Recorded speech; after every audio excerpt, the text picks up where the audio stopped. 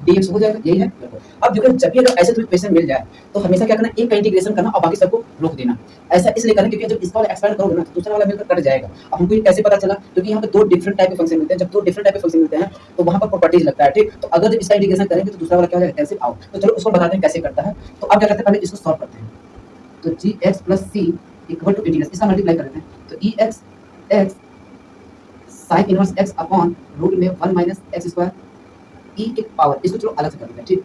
तो D x plus integration ई के power x, तो sign inverse x upon 1 minus x square 3/2 plus x by 1 minus x square dx हो जाएगा, बिल्कुल। तो हम क्या करते हैं, पहले इसका इंटीग्रेशन करते हैं, इसको रहने देते हैं, ठीक। अगर मिला तो ठीक है, तो इसका भी लास्ट में क्या करेंगे, इंटीग्रेशन कर देंगे। तो हमने इसको मान लिया क्या, सेकंड। अब इतने को क्या मान लिया, फर्स्ट। तो यहाँ पर क्या करना है, अब इंटीग्रेशन करना है।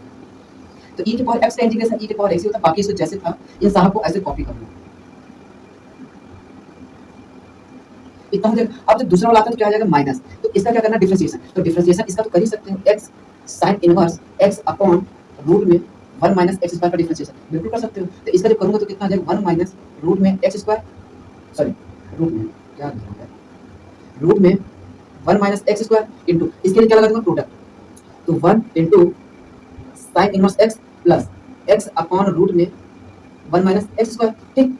फिर आगे क्या आ जाएगा, माइनस। तो यहाँ हो जाएगा एक्स साइन इनवर्स एक्स और रूट का क्या होगा, इसका डिफरेंशिएशन क्या होगा, 1/2 रूट में 1 minus x square into 0 minus 2x, तो ये क्या हो जाएगा, प्लस इंटू 2x अपॉन क्या हो जाएगा, अपॉन इतने का क्या हो जाएगा, इस बार तो ये रूट हट जाएगा तो कितना बचेगा, इतना, ठीक। और इतने को मैं क्या मान ले रहा हूँ, आई मान ले रहा हूँ, क्या मान ले रहा हूँ, आई। तो यहाँ पर हो गया क्या, डी, हाँ सॉरी, अब e के पावर x, इतना हमारा एक पार्ट आ गया।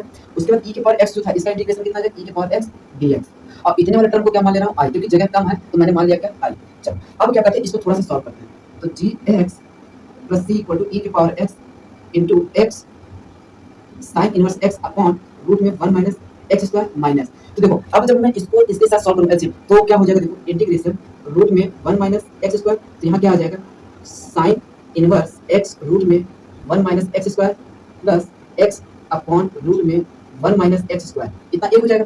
अब इसका देखो क्या, 2 से 2 गया, एक x बचा, x इसके साथ चला है, तो क्या हो गया, x square sine inverse x upon root में 1 माइनस एक्स स्क्वायर हो जाएगा upon 1 minus x square root में ब्रैकेट, ठीक, प्लस क्या हो जाएगा, e x d x plus I हो जाएगा।